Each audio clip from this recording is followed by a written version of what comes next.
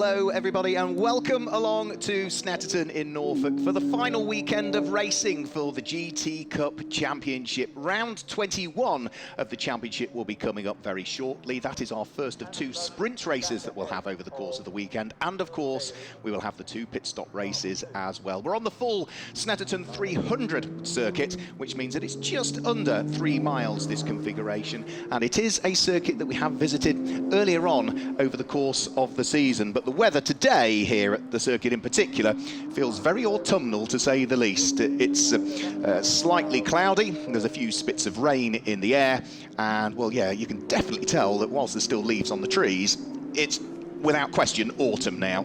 Now, we did visit the Snetterton 300 circuit in the middle of the year for rounds 7, 8, 9 and 10 of the championship. They were also held on the Snetterton 300 circuit. So let's have a quick look back at what happened last time we were here. In the first race of the weekend, when the lights went out, it would be Richard Neary that would lead the charge up towards Richie's corner, whilst Richard Chamberlain muscled his way through and ahead of John Seal up into second place at the wheel of the Porsche. Everybody else was busy squabbling for positions down through this enormous 36-car field. John Dillon also suffered his first misfortune of the 2021 season with a front left puncture. However, the safety car came out because of a problem on circuit. That was cleared away, and the race was about to get underway with Richard Neary once more looking to try and make good his escape in the lead of the race, while the battles behind continued. John Seal's Lamborghini was coming under pressure from Lucky Kira's example, both of them looking identical, but they do run different groups. And elsewhere down through the order, the Marcos of Andy Roby was coming under pressure from Fraser Smart's Lamborghini. Richard Neary would claim another win in the Mercedes AMG for Team ABBA Racing. It would be Lucky Kira finishing in second place, but the fight between Graham Tilley and the lapped car of John Dillon would continue until the checkered flag came out. In the second race of the weekend, it would be Richard Chamberlain that would lead the charge up towards Richie's corner, with Richard Neary slotting in into second position. A great start from Steve Burgess, however, at the wheel of the Radical would come undone to a degree as there was contact between John Dillon and John Seal at the Wilson hairpin. The Radical and several other cars all having to take to the grass in avoidance. In the hands of Paul Bailey, the unique Brabham BT62 was also starting to carve its way up towards the sharp end of the field. He would hand the car over later in the race to the Scotsman Ross Wiley. At the sharp end of the order, Richard Chamberlain was coming under huge pressure from the Scott Sport Lamborghini of John Dillon. The door was almost open as they went through the bomb hole. Richard Chamberlain just managing to close it in time to hang on to the place. However, later on in the race, there'd be problems for Richard Chamberlain and the Porsche, and those problems would put them out for the rest of the weekend. For the lead of Group GTA, there was a titanic battle as Simon Orange was continually trying to fight off Stephen Walton for the lead. For Freddie Flintoff, his driving was done for the day, and he would hand over the number 10 Ginetta to fellow Top Gear presenter Chris Harris.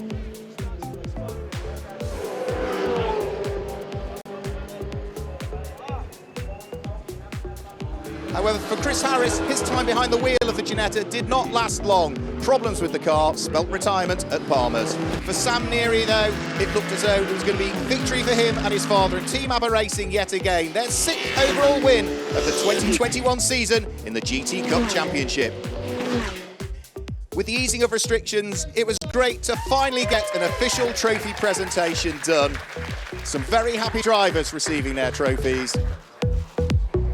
A special award also for the driver of the day would go the way of Freddie Flintoff. Today, Sam Neary would lead the pack up towards Richie's corner, and from 4th on the grid, the Brabham BT62 of Paul Bailey would end up in 2nd. Contact in the early stages, Andy Roby would head into retirement. Alex Stevenson would get going again, but would fall to the tail end of the field.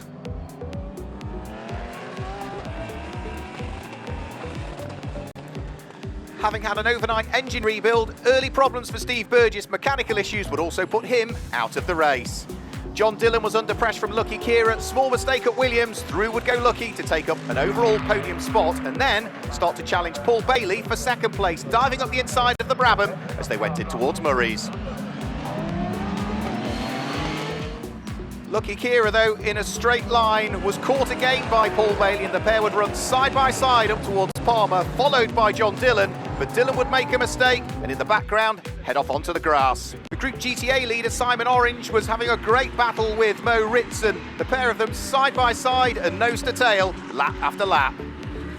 And there was also a fantastic squabble going on for second, third, fourth and fifth in Group GTH, headed by the number 90 McLaren of Mike Price. John Seal went off and into the barriers following contact with the Brabham of Paul Bailey whilst fighting for the lead of Group GTO, putting both cars out on the spot.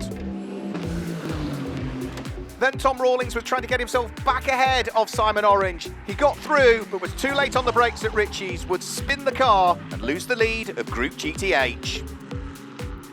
But for Sam Neary, it was another untroubled race. The Abbott Mercedes that he shares with his father in the pit stop races would come through to make it 3 out of 3 this weekend in GT Cup. And away we go, up towards Ritchie's for the first time. It looks as though Richard Neary has just about got his nose ahead of John Dillon, who slots through into second place. Lucky Kira's third, Graham Tilley fourth. And down towards the bottom of the Bentley straight, this is Nick Phelps trying to squeeze his way through and past the Ultimate Speed Aston Martin. Got the job done. Mike Brown loses one place. He's now got Fraser Smart in the number 41 Lamborghini queuing up behind him. So Group GTB Porsche, Group GT3 Aston Martin. Nick Phelps doing a really good job. Runs a little bit wide there. Oh, and Chris Kemp came barrelling up the inside of Mike Brown. Contact with the Aston Martin, which then spins in sympathy. James Simons on the right of your screen. Warren Gilbert's going to have to brave it around the outside of Brundle to get the inside for Nelson, and he's going to make it stick. He picks up the place and takes the lead of Group GTC. Fantastic stuff. And the number 88 Mercedes of Richard Neary, who started the car, and his son Sam Neary, the 19-year-old, who brings it towards the checkered flag. 4 out of 4 in the GT Cup Championship.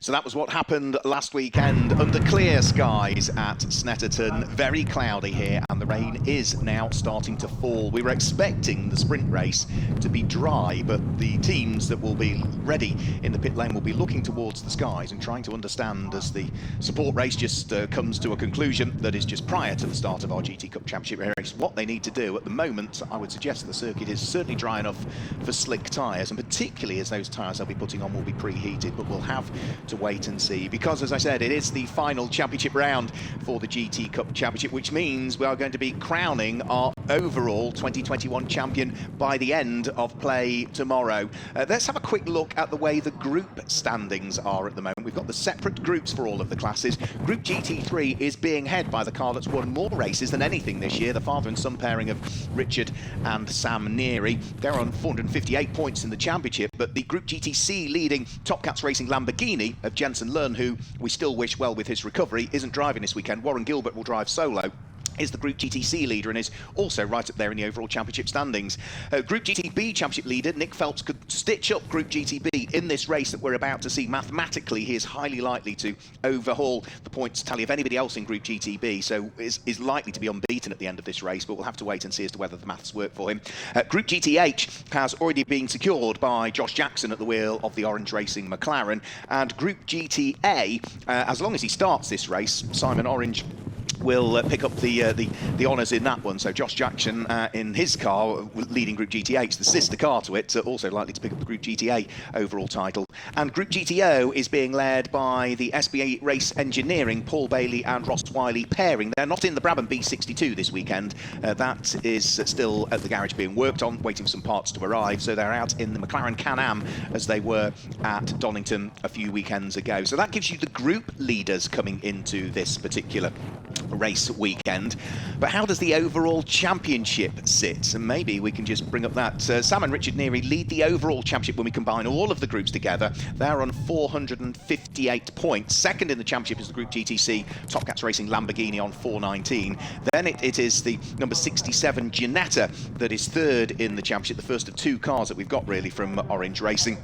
That number 67 car is lying third in the championship, which has largely been Simon Orange all season that's been racing that, whereas it's been Josh Jackson that's always driven the Group GTH leading number one car that's there at fourth in the championship. Nick Phelps is fifth, and sixth are Paul Bailey and Ross Wiley. And if you look at that, what that means is that we've got each one of the 6 different groups all represented in the top 6 in the championship, which just goes to show that no matter which group you race in within the GT Cup, mathematically you stand just as good a chance as most others to claim the overall title. So who is it going to be over the course of this weekend? There's still, if I've got the maths right, 126 points available, because subject to the number of starters in each group, then 25 points for a win in your group. There's an extra point for fastest lap, there's an extra point for pole position, and if you race in the final 8 races of the season, there's an extra 20 bonus points that come your way as well. And we already know that Sam and Richard Neary are going to miss out on that because they had gearbox issues in race 3 at Donington Park, so they didn't start race 4,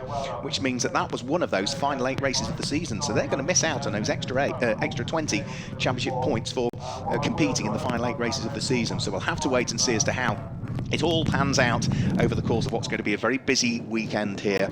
So with the support race just having concluded, there's a little bit of tidying up for our fantastic Snetterton marshals to try and do. You can see the windscreen wipers there going on the rescue unit that's heading around the vehicle, suggesting that conditions are closing in to a degree, but looking out at the tarmac on the start-finish straight, it looks damp, but is it damp enough for Pirelli wet tyres, or are the teams going to go for the Pirelli slick tyres? Now, originally the forecast was for this rain to blow in later on this afternoon here in Norfolk. It is due to get worse throughout the course of the day as well. The weather forecast at the moment from the prevailing southwesterly winds are just going to get stronger throughout the day, and the rain is really going to close in over the course of this afternoon. But surprised that it's arrived as early here, and that probably throws a bit of a curveball to the teams, because I think, chatting to a few of them over the course of qualifying, most of the teams were expecting a dry race 1, so arguably they'll have set the cars up for what they were expecting those conditions to be.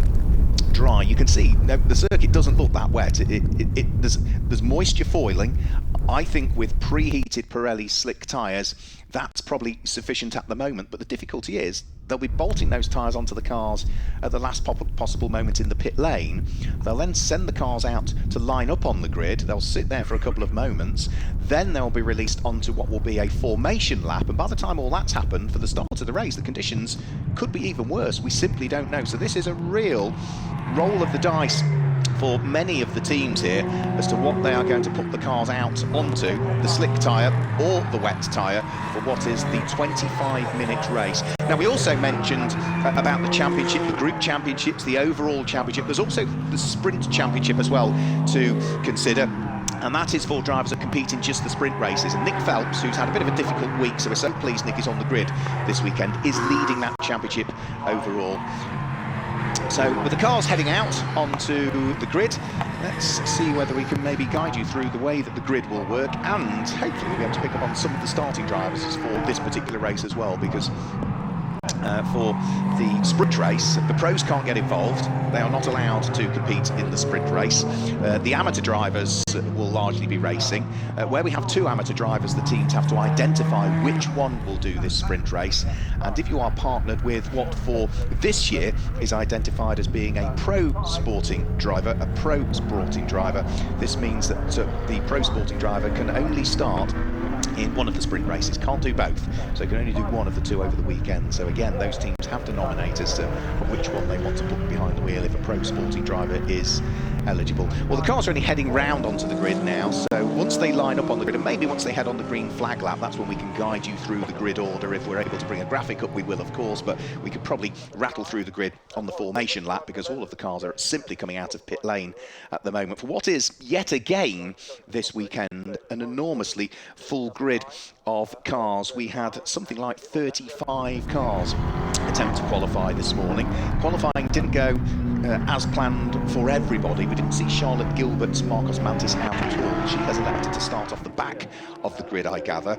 The number 23 McLaren, which is the car that is scheduled to be driven in this race by Ian Campbell, he shares with World Endurance Champion racer Ollie Webb. Ian's felt a little bit under the weather. He's feeling unwell, so under medical advice he has taken the decision not to race today. So we hope that Ian gets better overnight, and hopefully he'll be able to join the grid for tomorrow's race. Let's hope so, because it's great to see the Greystone GT cars out again this weekend. And other cars that had issues in qualifying, well, there was a coming together in qualifying between the number 61 Scott Sport Lamborghini of John Dillon and number 777 FF Corsa, Ferrari 488 of Ron Johnson. Those two had some sort of coming together. It caused damage to the front right corner of the Lamborghini, only light damage, scrapes on the bodywork and a bit of panel misalignment, and one of the dive planes, the carbon fibre dive planes on the very corner of it was broken.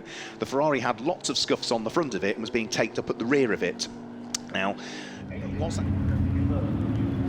Dylan got back out and put that car roughly where you would expect it to be. It's going to line up 6th on the grid, but for the number 777 Ferrari, I'm afraid, here it is now, you might be able to see a bit of white tape to that front right corner as you look at it coming towards us, but it's actually the front left of the car. That car is going to start down in 25th position, which would suggest that that is a little bit out of position as to where it ought to be.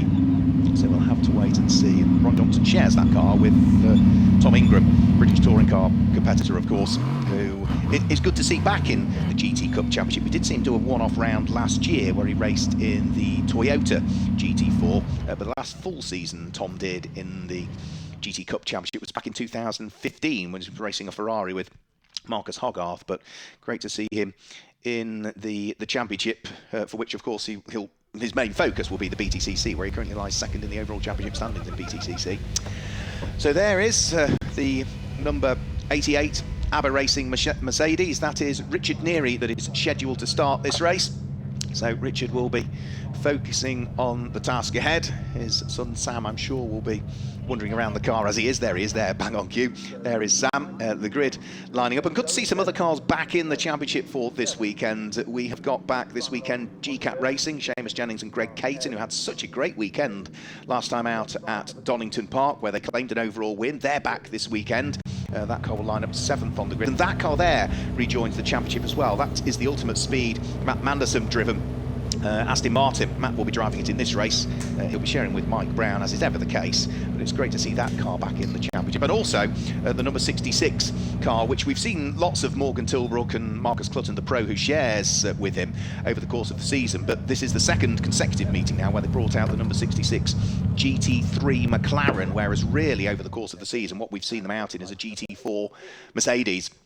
And if you're wondering as to how they all slot into the various groups that we have, well, the 6 different groups that we have. Group GT3, as it says on the tin really, it's for GT3 homologated cars if you're just tuning in for the first time. Group GTO is for open specification cars or low volume manufacturers, so the likes of the Can-Am McLaren sits in that. The likes of Richard Chamberlain's fire-breathing Porsche 935 and the Radical RXC sit in Group GTO. Group GTC is for later model challenge cars, which really for this season has tended to be Lamborghini Super Trofeo cars and Ferrari 488 challenge cars to run into European specification. Group GTB is for earlier challenge cars, so that's some of the earlier Porsches, some of the other Porsche 911s, and the Marcos Mantis sits in that. Group GTH is for GT4 homologated cars, so any car that's built to GT4 homologation runs in Group GTH, and Group GTA is for lower specification Cup and Challenge cars and will make series cars. And what that has been really, I think, all season, I don't think we've had anything other than a Ginetta Super Cup car, a G55 Super Cup car in Group GTH. There, look, wet tyres. That tells you what you need to know about the decision that has been taken by the pole-sitting car of Team ABBA Racing and Richard Neary. So you can see the tarmac now does look that little bit darker. It is certainly wet now out there, and I think most of the cars have probably opted for wet tyres. Yeah, you can just see the tread pattern on the side of the number 7 Steve Burgess-driven McLaren, who is driving solo this weekend. Ben Demick would usually share that car, but there was an amendment to our entry list suggests that Steve is going to drive solo this weekend, and he's just receiving some last-minute advice from Rob Weldon, the man behind Raw Motorsport that run that number 7 Radical. So that will be something that we'll have to watch out on. So we will see smiles all round though from the pair of them, so more than happy with what's going on. And then, nicely joining us again is Alex Melican at the wheel of his GT4 Porsche. We saw Alex out for a one-off outing at Silverstone, which unfortunately resulted in a very hefty accident for him on the run down towards Stowe Corner in his McLaren, which was rather second-hand in what was a multiple car incident. But nice to see Alex back out at the wheel of this Cayman GT4, so he will line up towards the tail end of the field. I think he qualified something like 30th in terms of qualification, but there were a few cars that have got grid penalties because of carryover problems at Donington Park. So the likes of the number 15 car, which was the Century Motorsport Aston Martin, 3-place grid penalty. The likes of the number 50 car also gets a 3-place grid penalty, and that's the Veluga Motorsports Porsche. And also the other car that gets it is number 82, which is the Feathers Motorsport Aston Martin. James Guess also a 3-place grid penalty because of some problems at Donington Park, which means that those penalties will be applied at this event here. So you can see under dark skies with the spits of rain on the camera screen as well. I suspect once we get the cars rolling, that will give us an idea as to how much spray is going to be kicked up by what are very, very good Pirelli tyres at dispersing the water around this fantastic Snetterton 300 circuit. 2.9689 miles to absolutely be clear as to how precise the circuit distance is. And in terms of the marques represented, you can see just enormous variety on the grid. So the likes of Mercedes, Radical, McLaren, Aston Martin, Porsche, Lamborghini. That's just the first 6 positions on the grid. Six different marques represented. We've got the Nissan on there, the Nissan Nismo GTR, which, if you're wondering, is that going to excel in these conditions because it's 4-wheel drive? Well, the answer is it's not 4-wheel drive. It's a GT3 homologated car, so it is a rear-wheel drive Nissan. A few people did wonder earlier on in the season why the car wasn't perhaps dominating in wet. It's because it's rear-wheel drive. It's not under 4-wheel drive configuration as others have been. Of course, we've also got Ferraris on the grid as well, Ginettas on the grid as well. So a real mixture of cars on the grid. So engines being struck into life, and once they head off on the rolling lap, I will guide you through the way that they are going to line up for this 21st round of the GT Cup Championship. Remember, sprint race and a pit stop race today. We repeat that tomorrow, and by the end of the weekend, if everything goes to plan, we will be able to, subject to official confirmation and all of the technical checks that need doing, we will be able to crown our overall champion for this year. Now, we could crown a champion in this one, but it would be the Group GTB champion. All Carl Cavers at the wheel of that red Porsche that's to the left of your screen, about mid-pack. All he needs to do is finish this race. If he finishes the race, that's the Group GTB championship for him sorted. It means he's out of reach from anybody else, his fellow competitors in that group, for the rest of the weekend. So safety car with its lights flashing at the front of the grid. It will pull away very, very shortly, and you can see that, yeah, already the cars have got their lights on, windscreen wipers going in deteriorating conditions. So let's guide you then through the grid and pick out the starting drivers for this one. Pole position is number 88, Richard Neary, at the wheel of the Team ABBA Mercedes, and alongside is number 7, the car of Steve Burgess. Row 2 of the grid is the McLaren of Morgan Tilbrook, and the Aston Martin, number 47 of Matt Manderson. The third row of the grid sees the orange Porsche, Richard Chamberlain, line up alongside number 61, John Dillon's Lamborghini, and row 4 of the grid is going to be the GCAT Racing Porsche of Seamus Jennings, lining up alongside Graham Tilley's Nissan. Row 5 of the grid, that is going to be Warren Gilbert in the Group GTC leading Lamborghini. Alongside him is number 28, which is going to be Paul Bailey at the wheel of the McLaren Can-Am, one of only 3 cars that were ever built to that particular specification. And row 6 of the grid is number 41, which for this race will be Fraser Smart, lining up alongside 155, Lauren Demise, back in the championship with us, having last appeared at Silverstone. Row 7 of the grid, number 56, the Ferrari of Roy Millington, lines up alongside 96, which is Chris Kemp. And row 8 of the grid is number 24, which is going to be Andre Borodin, back out at the wheel of the GT3 McLaren for Greystone GT, lining up alongside 35, which is the Group GTB leading car from qualifying, Nick Phelps. The 9th row of the grid is number 1, Orange Racing, powered by JMH. That will be Josh Jackson, lining up alongside 26, Paddock Motorsport, Mo Ritson on board for this race. And row 10 of the grid is number 90, Balf Motorsport McLaren, is Mike Price, and alongside is car number 212. That's the Group GTA leading car from qualifying, Make It Happen Racing, the Ginetta of Chris Hart. Row 11 of the grid is number 67 rather, Simon Orange, alongside 82, Feathers Motorsport and James Guess. Row 12 of the grid is 777, Ron Johnson, and car number 118, which is the Fox Motorsport Ginetta of Ian Duggan for this race. Row 13 of the grid, 77, that's one of the Greystone GT McLarens, Mark Hopton, alongside car number 15, which is the Century Motorsport David Holloway driven Aston Martin. Row 14 of the grid is number 50, Carl Cavers in his Porsche, and alongside is number 17, which is going to be Russ Lindsay in the second of the 2 Orange Racing, powered by JMH Ginettas. The next row of the grid will be row number 15. That is car number 44, the Paddock Motorsport and Signature RV jointly entered car of John Whitehouse. Former champion was John a couple of seasons ago, alongside car number 32, which is the Redline Racing Alex Milliken-driven Porsche that we saw heading towards the tail end of the field. And the final 2 rows of the grid will be car number 22, Richard Mason in his McLaren, the number 6, Century Motorsport Ginetta G55, and off the back of the grid, the back row of the grid, we see car number 72, 24/7 Motorsport, Mike Coker, Aston Martin GT N24, and it should be at the tail end of the field, car number 3, which is Charlotte Gilbert with the Marcus Mantis, and that gives you what is a very full 34 car grid, and as I mentioned earlier on, 35 qualified, but based on medical advice, Ian Campbell, who is unwell today, has been told not to race, and I think that's a sensible decision. He was feeling a bit under the weather earlier on. Information from the team initially thought one thing. He's been and had some medical checks, and they've suggested leave it for today, see how you feel tomorrow, and go from there. So we are going to have 2 formation laps because the car's qualified in dry conditions, but we are now going to be racing in wet conditions. The cars will have 2 formation laps, but in reality, at the start of the second formation lap, the clock has already started ticking. So whilst it says 25 minutes on the clock now, the clock, in terms of the timekeepers, is already starting to click down. So this second green flag lap will simply eat in to that 25-minute allocation for the GT Cup Championship round 21. So we've seen so many wins from that Team Abba Racing Mercedes over the course of the season. Remember, last time we were here, it was 4 out of 4 for father and son pairing Sam and Richard Neary. Really was a stellar weekend for them. They'd already taken 4 wins even prior to coming here, so by the time they'd done the clean sweep at Snetterton, that put them on 8 wins. They've now claimed another 4 since, with wins at Holton Park and at Silverstone on the Grand Prix circuit. Donington Park last time out was amazingly the only weekend of racing we've had where they've not claimed at least 1 win.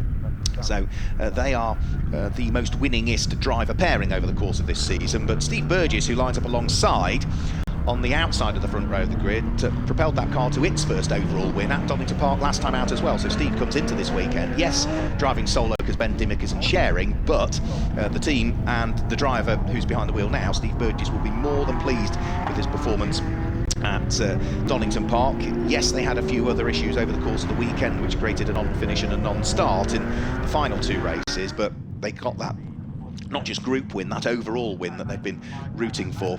There's the number 28 McLaren Can-Am. It looks like an MP412C. It is based on an MP412C, but that car has more aerodynamics than the MP412C GT3 had. It's got more power as well, and McLaren only ever built 3 cars to that specification.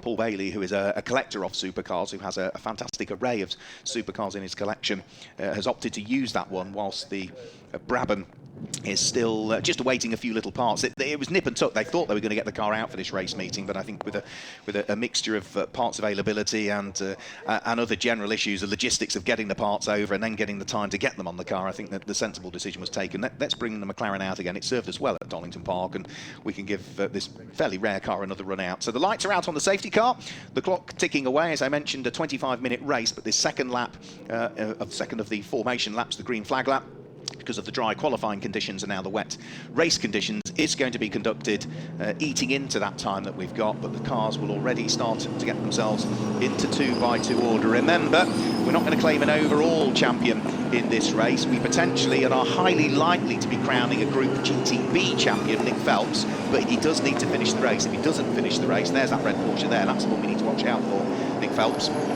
As I say, it's had a bit of a rotten weekend, really, business-wise, so we wish Nick all of the best and hope that normality returns to his business very shortly. He was a driver that initially wasn't going to be out this weekend, but I think he's decided that there's a championship up for grabs, and, you know, why should he suffer as a result of something that he's not been in control of. So we're about to get things underway for the first time this weekend, our finals weekend in 2021 for the GT Cup Championship. The safety car will peel its way in towards the pit lane, and we are going to get our first sprint race of the weekend underway. Richard Neary and Steve Burgess on the front row of the grid, and as the lights go out, they accelerate their way up towards Richie's corner for the first time. Richard Neary has the inside line. Steve Burgess, though, on the less polished surface. The outer line might work here in the wet conditions. Let's hope that everybody treads gingerly through the first couple of corners, because it's a very full grid and it's a track which has worsened over the course of the last 10 minutes. Steve Burgess has taken up the early lead in the race, but takes a wide sweep through the Wilson hairpin and then gets bottled up a little bit behind the Mercedes on the exit of the corner, whilst he needs to watch his mirrors, because John Dillon's had a good start as well. He's come from 6th on the grid up into 3rd position, so he's already managed to carve his way through a little bit of traffic, including the likes of the CTR Developments Porsche of Richard Chamberlain. He's got past the Ultimate Speed Aston Martin as well. So John Dillon has had a rocket of a start in reality up to 3rd, and now is going for 2nd place up the inside of Steve Burgess. Now they accelerate their way out of Agostini. You can see those wider lines being taken. The outside line round through some of the corners works better in the wet because the tarmac is less polished. It hasn't got as much rubber on it, and there's just that little bit more grip if you run offline.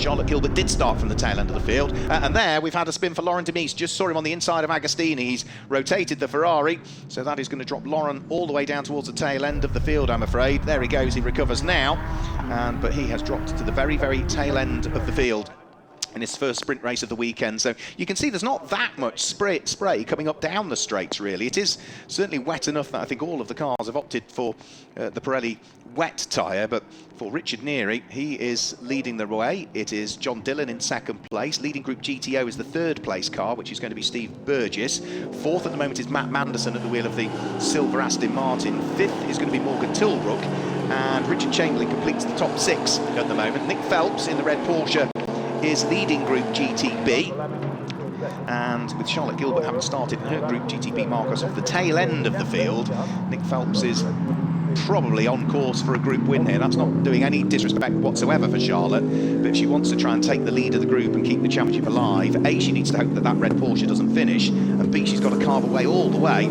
past all of that traffic that started ahead of her. So Group GTB leading Porsche, Group GTA leading Ginetta, Group GTH, I think that will be leading McLaren over the start-finish line, as Josh Jackson propels himself past the Make It Happen Racing Chris Hart-driven Ginetta. The GT4 McLaren, with a bit more grunt in the straight line, carves itself through and ahead, and that was indeed, yeah, Group GTB Porsche, Group GTH McLaren, Group GTA Ginetta. They are all leading their particular groups at this early stage of the race, as they fight over what will be 11th, 12th and 13th positions, I think it will be. There's number 41. Now that is Fraser Smart, and Fraser will be trying to hunt down the Aston Martin that lies ahead of him, because that would be the Group GTC leader, I would have thought that would be, which would be Warren Gilbert. Yeah, so the silver and light green Lamborghini coming towards us now. Warren Gilbert, car number 9 in 9th place, leads Group GTC. The car behind him is the car that's 2nd in Group GTC and lies 10th overall in the race. So that is a fight, not fully formed, but if those two Lamborghinis get themselves together, that would be for the lead of the group as well. So we'll have to keep an eye towards that one. Warren Gilbert, who is pushing on solo again this weekend. Jensen Lund, still recovering from some surgery a couple of weekends ago, has again very kindly allowed his car to be driven, that he owns, by Warren Gilbert solo over the course of this weekend. Warren Gilbert was a GT Cup champion in Group GTB back in 2018. He's raced TVR Tuscans in the past as Warren, and has been very much a fundamental regular part of GT Cup for a good few seasons now. Now the gap 1st to 2nd is coming down here. Two Group GT3 cars, Richard Neary pushing on in the front-engined Mercedes, the rear-engined or mid-engined Lamborghini of John Dillon, looking to try and close in here. Now remember, John Dillon's car did get involved in a skirmish in qualifying, so there's a little bit of damage just to the front right corner of his car that I'm sure Aaron Scott and the Scott Sport team have repaired in the break between qualifying and the race. But even if there's a little bit of residual damage, it is certainly not affecting John Dillon now, who is hot on the heels of Richard Neary for the lead of the race and just posts the fastest lap that we've seen so far on the first of the flying laps at 2 minutes 12.967. 2 minutes 12.967. And just to give you an idea, pole time was a 1 minute 48, so we're the best part of 24 seconds slower on the first flying lap than we were for the fastest lap that was set in pole in the qualifying session. So it just goes to show how much conditions have deteriorated over the course of the last couple of hours between qualifying and the start of this race. So for the 3rd time, working their way out of Palmer and then starting to stretch the legs on the car again as they head up towards the braking area for Agostini. Lead advantage was just over 0.8 of a second as they came over the start-finish line last time through between the race-leading Mercedes and the Lamborghini there in second place. Steve Burgess in the Radical has settled into third position and is still the Group GTO leader at this stage. And then fourth and fifth will be Matt Manderson and Morgan Tilbrook in their Aston Martin and McLaren respectively, with Richard Chamberlain in the Porsche 935 completing the top six. Good to see Richard back out this weekend. He had a bit of a difficult weekend at Donington Park where the car had a braking issue, which meant that he went in towards the Melbourne hairpin at Donington, hit the brakes, and there was absolutely nothing. So 3 quick pumps of the brake, nothing came back, and they established afterwards. Had he have had the time to do a fourth pump, that might have done what they needed to do, but they couldn't fix the car at the circuit, therefore they opted to retire it for the weekend. Now this here is Nick Phelps with one hand on the overall championship in Group GTB. He is coming under pressure from the Group GTA leading Make It Happen Racing Ginetta of Chris Hart. What Nick won't want to do is get involved in the squabble, particularly with that car. He can afford the Ginetta to go by and could then just sort of settle into a gap that exists behind, but Nick is a racer through and through. The Porsche in a straight line quicker than the Ginetta, so he's pulled away and is now hot on the coattails of the Group GTH leading McLaren that's in the hands of Josh Jackson, who is bottled up behind the car that's currently second in Group GTC, which is going to be Fraser Smart. So the more powerful cars not able to use the power in what are, I think, ever worsening conditions. There's a bit more spray coming up now than there was at the start of the race. And for Josh Jackson, is he going to try around the outside of that Lamborghini? I think he might. And it also looks as though Chris Hart is trying around the outside of Nick Phelps. Yeah, so McLaren gains a place over Lamborghini, Ginetta gains a place over Porsche, but in a straight line, Nick Phelps rockets back past again at the wheel of his Porsche, and Fraser Smart at the wheel of the Lamborghini also dives straight through. But the new fastest lap of the race, as you can see from John Dillon last time through, 2 minutes 12.826 means that the gap that was 0.8 of a second is now down to 0.3 of a second between himself and the race leading Mercedes.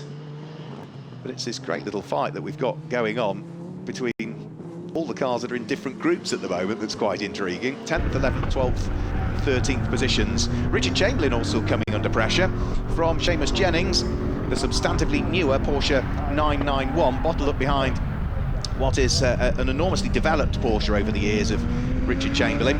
Bought this car from Mike Yules some years ago now, and it now looks nothing like when he first bought it. There were some pictures on the internet that I handed to Richard earlier on in the season. It shows what the car was when he bought it compared to what it looks like now, and yeah, it's just been developed, and there's probably not a great deal of the original car left, but it's always great to see out the flame-spitting orange Porsche 935 of Richard Chamberlain, who is doing a really good job at the moment of hanging on to 6th place, despite the fact that he's got the Northern Irishman, Seamus Jennings, not that far behind him at the wheel of a car that is, what, the best part of 30, if not 40 years newer. So down the straight, this is where the Porsche 935 of Richard Chamberlain will really pull away from the newer car that sits behind. You can see the Nissan just in the background as well, which is Graham Tilley, who sits there in 8th place currently. Almost halfway through this race now as well.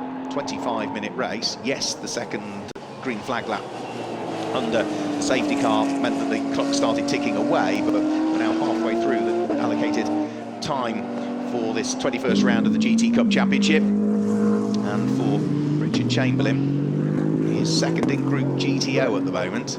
The car that's third in Group GTO is going to be Paul Bailey, isn't it, who has dropped all the way down to 17th in these conditions. Not unsurprising at the wheel of a very rare and very expensive car. So Paul will be doing the maths as he's driving. He knows that he's in the lead of the championship standings in the group, in Group GTO. And even if he does finish third in the group, it's still more points. His main championship rival, of course, Steve Burgess, leading the points. Now, Morgan Tilbrook's put the fastest lap in now. 2 minutes 11.356 from the number 66 McLaren of Morgan Tilbrook. So a really good lap put in by him. He might be closing in towards the coattails of the Radical before too much longer.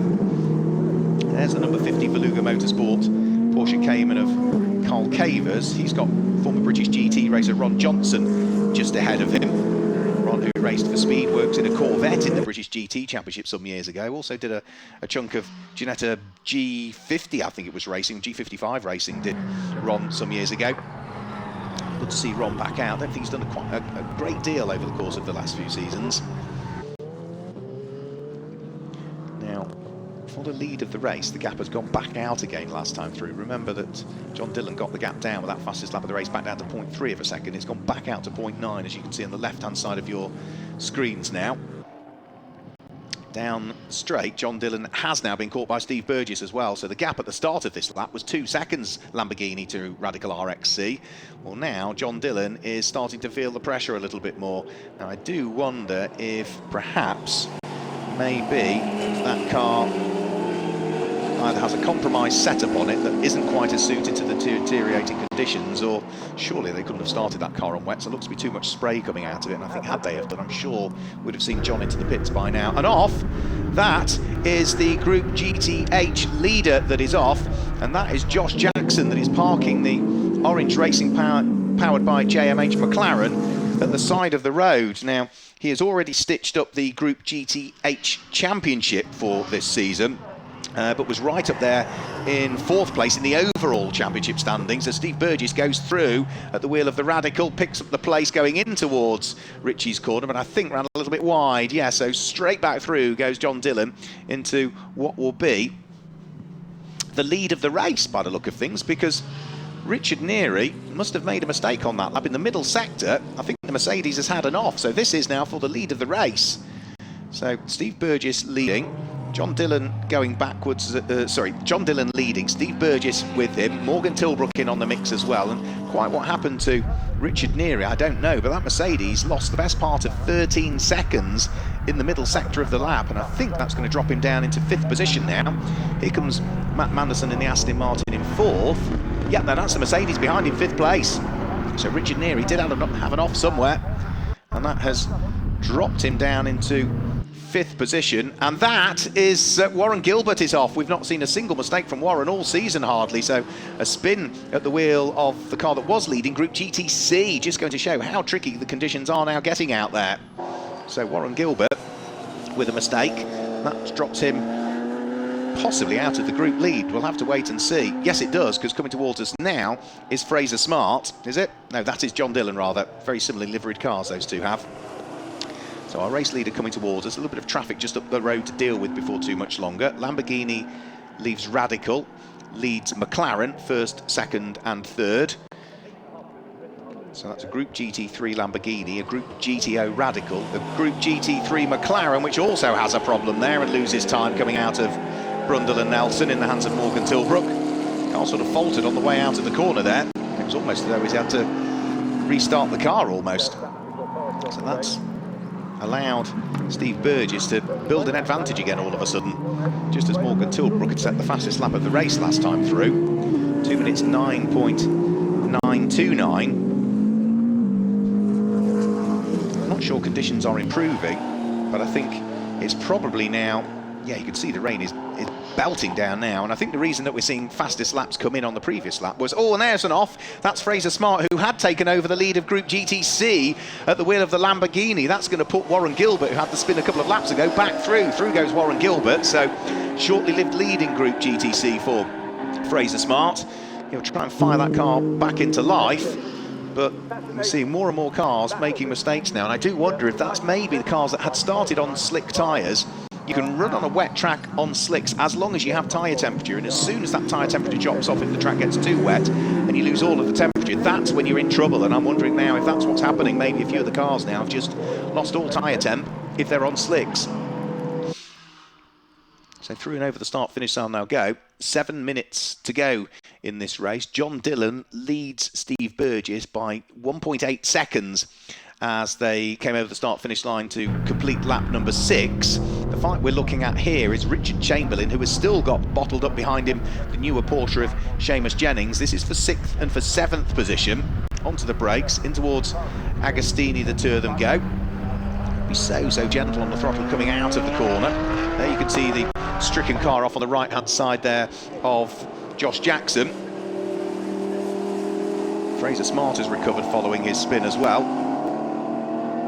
See the rain now is absolutely pelting it down around the circuit, and it certainly looks very unpleasant there now. This was originally forecast to be a dry race, but Weather has blown in a little bit quicker than I think the forecast had given. For Fraser Smart, is he going to continue? We'll have to see whether he continues or pops into the pit lane after his spin. Traffic now to deal with, so through goes Steve Burgess and Morgan Tilbrook, lapping what is Charlotte Gilbert, who stays neatly out of the way. Sensible driving by Charlotte just to let the quicker cars go through.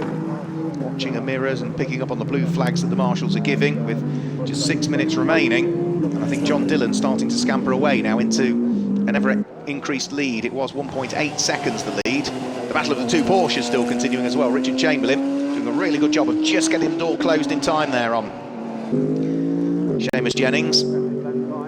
See the spray coming off the back of the cars now. That part of the circuit around through Corham, which is a sweeping right-hander. The tyres having to work overtime to try and disperse the water. The aerodynamics so important on the cars as well. In a straight line, the Group GTO Porsche should pull away from the Group GT3 machine. They're side by side this time as they come over the start-finish line, but I would imagine the orange car has more grunt, and therefore, yeah, Richard Chamberlain eases his way just back ahead again as they head in towards the braking area for Richie's corner. That's a great little fight that's going on for the final place inside the top six, which for the moment is being held by the Porsche 935 of Richard Chamberlain. Seamus Jennings brakes a lot later, tries the wider sweep through Wilson. Is he going to try and get the undercut? Well, if he does on the way out, that would still put him on the outside line for Palmer. So as they run up towards the left-hander now, Richard Chamberlain has the inside line in the orange Porsche. Seamus Jennings on the less polished surface is going to have to brave it out around the outside if he wants to make it stick, and he has done. Through he goes, but now there's another straight, which puts the pendulum back in favour of Richard Chamberlain, who's now got the inside line for Agostini, but can't quite get on the power enough. So sensible driving by both, hard, fair, but it does mean that they are now in a different position, as are these cars as well, because Morgan Tilbrook has now made it up into second position. So through and past the Radical in a straight line. The Group GTO Radical, has it got more grunt? Can he go back through? Yes, he can. Steve Burgess retakes the place down the Bentley straight. And that's all to do with the different groups that these cars sit in. More power in the Group GTO cars, perhaps better aero in these conditions in the GT3 cars, but overall, Steve Burgess sticking his elbows out and fighting it out in his Group GTO Radical with the Group GT3 car, and that's what we were seeing from the two Porsches as well, wasn't it? Group GTO for Richard Chamberlain, Group GT3 for Seamus Jennings, but good little fight they've had. Up towards the conclusion of lap number 7 this will be. There is Laurent Demise, the number 155 Ferrari. That's the car that had the spin on the very first lap, if you recall. It's looking to try and work its way up through the order. And at the moment he's mixed amongst Group GTA Ginettas and Group GTH, mixture of McLarens and Aston Martins there. So that is Laurent Demise, who should be able to pick those lesser powered cars off. Heading towards us now. This is James Guest now, trying to get the overlap on Mike Price at the wheel of the Balfe Motorsport prepared McLaren, whilst Laurent Demise is trying to weave his way through the order. Now, where is Mike Price in terms of the race? He is in 15th position. There's also a spin and a recovering car as well. That's the Fox Motorsport car that has just managed to have a rotation. Ian Duggan. So Laurent Demise, yeah, the Ferrari in a straight line, has picked off Mike Price. So Mike Price was running in 14th position, was second in Group GTH actually at the moment. The car that's behind him, the Aston Martin, is James Guest, who is going to be third in Group GTH, and the car that's fourth in Group GTH is just behind that as well, which is the number 44 McLaren of John Whitehouse. And that's a car that's worked its way through the order well, actually. John Whitehouse in that number 44 McLaren started something like 29th position, I think it was, on the grid, something like that. And he's worked his way up into 17th by the end of that lap, so it's been a really good drive from the former champion. John Whitehouse and Steve Rushton having claimed this championship back in 2019. That was the overall championship as well, they claimed. So 2 minutes to go. And spray, as you can see, has got far, far worse now as the weather's closed in. But for John Dillon, he's got a 2-second gap between himself and the car in second position, which is Steve Burgess as they came over the start-finish line, and Steve has still managed to hang on to it here. So Morgan Tilbrook might be slightly quicker through the twiddly parts, but in a straight line, the extra grunt of the Group GTO Radical is just doing enough to keep the Nottingham-based man, Steve Burgess, multiple former Radical champion, ahead of Morgan Tilbrook. Steve Burgess has been a champion on four wheels on many occasions. Big wiggle from the Radical there as it comes out of Murray's that time through. Sitting sideways in the middle of the circuit on the exit of Palmer is James Guess, who's had a spin at the wheel of the Feathers Motorsport Aston Martin. Oh, and as he tries to rejoin the circuit, he takes out Cole Cavers, I'm afraid. Cole Cavers then has a spin directly in front of Ed Borodin. Well, that was I think James Guess was trying to get the car out of harm's way as quickly as he could to avoid getting sideswiped, and then maybe just didn't quite see where Cole Cavers was. So contact between the front of the Aston Martin as it tried to recover, and Cole Cavers, who was just about to go past the Aston Martin. It's sort of contact between the two of them. Unfortunate incident. And then there's a spin for Ed Borodin as well. So everybody having problems in these tricky conditions here. The McLaren GT3 has a spin. Cole Cavers will continue, but will limp back to the pit lane, I'm afraid, at the wheel of the Faluga Motorsport car.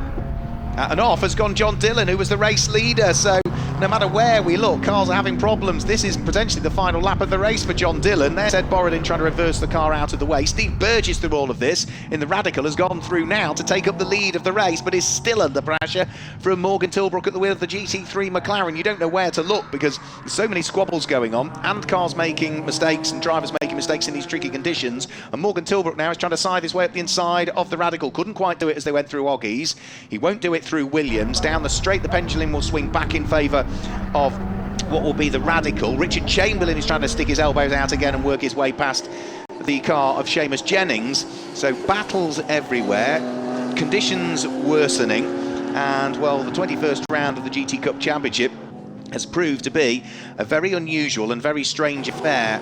So Steve Burgess, for the final time, heads out of Brundle and Nelson. In the background, John Dillon goes off again, whilst Morgan Tilbrook tries to get a run on the race leader heading up towards the bomb hole. Can't quite make it stick through the bomb hole, so time and opportunities are running out here for Morgan Tilbrook. He desperately wants the overall win. He would still win Group GT3, even if he sits behind the Radical, which is moving around like crazy as it heads through Cora. Morgan Tilbrook is very decisive, dives up the inside heading in towards the final corner. Can he get the car stopped in time? Steve Burgess is going to get the overlap, and with a bit more power, the Radical on the run to the line should grab the win as they head up towards the start-finish line. It looks as though it's going to be a win for Steve Burgess. The extra power just telling us they came out of Murray. Steve Burgess comes through to claim the win. Morgan Tilbrook in second place, but will pick up top honours in Group GT3. That was a great fight between those two. John Dillon comes through despite his rally crossing moments to finish in third place, and Matt Manderson will slither his way through into fourth position. The battles out on circuit still continuing as well, as Ron Johnson's Ferrari coming under pressure from David Holloway's car. This is Roy Millington fighting away with Lauren Demise. Roy Millington's car runs in Group GTC. It's a Ferrari Challenge spec car. It's a GT3 car of Lauren Demise that should be able to go through there. A little bit more power, a little bit better aero on the GT3 car, so I think we'll see that blue and orange car go through, yeah, because it runs in a higher group in reality. Through goes Lauren Demise, which means that car there is now going to be up into 13th position, which isn't bad considering it had a spin and dropped down to, what was it, 34th on the very first lap for Lauren Demise. For Roy Millington, it looks as though it's going to be second in Group GTC at the wheel of that Ferrari. And off has gone Paul Bailey, and that looks as though the McLaren Can-Am might possibly have made a little bit of contact with the barriers there. Let's just have a quick look. Let's hope not, because that, as we say, is a quite rare car. And no, I think it's all right. If it was a touch, it was a light touch for Paul Bailey, which is just going to show how difficult the conditions have become over the course of the last 25 minutes. And this is going to be for the final two spots on the podium in Group GTH. Looks as though Mike Price might just hold off John Whitehouse here on the charge to the line. John's almost alongside, might have his nose ahead, has he? No, just behind